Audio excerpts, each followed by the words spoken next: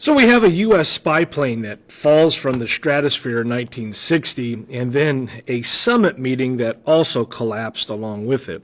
Hi, I'm Matt Haskell. I'm a high school history teacher, and I'm taking you through Billy Joel's We Didn't Start the Fire line by line. And in this episode, we've moved on from Edsel is a No-Go to the U-2. When Billy Joel sings U-2, he's pointing to the U-2 reconnaissance plane and the 1960 shoot-down that blew open a secret program that just was really close to derailing superpower diplomacy. It was built by Kelly Johnson's Skunk Works for the CIA, and the U-2 first flew in 1955, and it began overflights of the Soviet Union in 1956. It was a glider-like jet with a vast wingspan, and it was designed to reach 70,000-ish plus feet. And it was meant to be above, Soviet fighters and also early missiles for the time. From there, its cameras could read airfields and missile sites with astonishing detail. And the U.S. argued that photography could replace guesswork in intelligence and also prevent surprises, It would be able to use, intelligence as a stabilizer for foreign policy. Now, the line in the song zeroes in on May 1st of 1960, when pilot Francis Gary Powers took off from an airbase in Pakistan, and he was bound to cross the Soviet Union and then eventually land near Norway. Somewhere near what is now Yekaterinburg, there was an improved SA-2 surface-to-air missile that reached the altitude that the U-2 relied on. Powers' plane was hit, he survived, and was captured with the wreckage largely intact. Now, Washington's first move was like, hey, we need a cover story out here, and so this was a lost weather research plane. When Nikita Khrushchev revealed that he had the pilot and the cameras, the story collapsed and the White House had to admit that espionage was the game.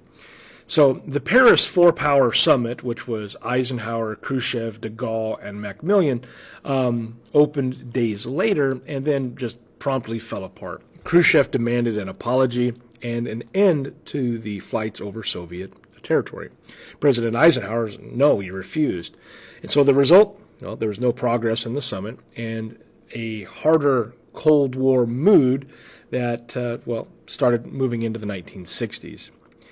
Powers was tried in Moscow and sentenced, and then ultimately exchanged in 1962 in Berlin for Soviet spy Rudolf Abel. Another image that helped define the era, that image of the Gleinica Bridge there in Berlin. But the U-2 kept flying in other theaters, and it was the platform that photographed the Cuban Missile Sites in October of 1962. And one U-2 under the pilot, Major Rudolph Anderson, was shot down over Cuba during that crisis. The shoot down of the U-2 accelerated a transition. We end up with fewer manned flights over the Soviet Union and more satellites, which the Corona program had begun in 1959.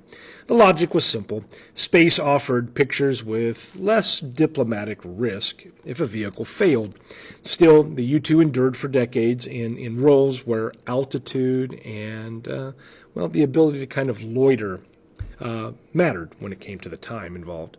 So why is U-2 in the lyric? Well, because it captures the moment when secrecy met physics and politics. And we had a missile that reached high enough, a cover story that couldn't reach high enough, and a diplomatic opening that eventually, it slammed shut.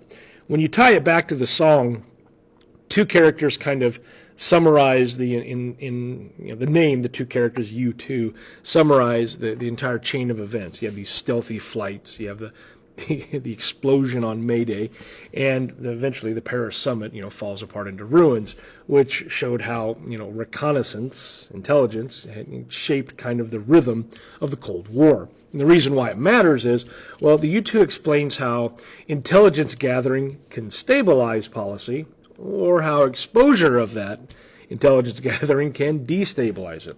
it's a case study of technology that starts racing against politics, and how in one incident you can reset negotiations for years to come. If you enjoyed this episode of We Didn't Start the Fire Breakdown, please throw me a follow. I'd really appreciate that. Or share it out, those kind of things. And I'm going to keep moving along. So we've hit Edsel is a no-go, U2, and next up is Syngman Rhee. Thanks for watching.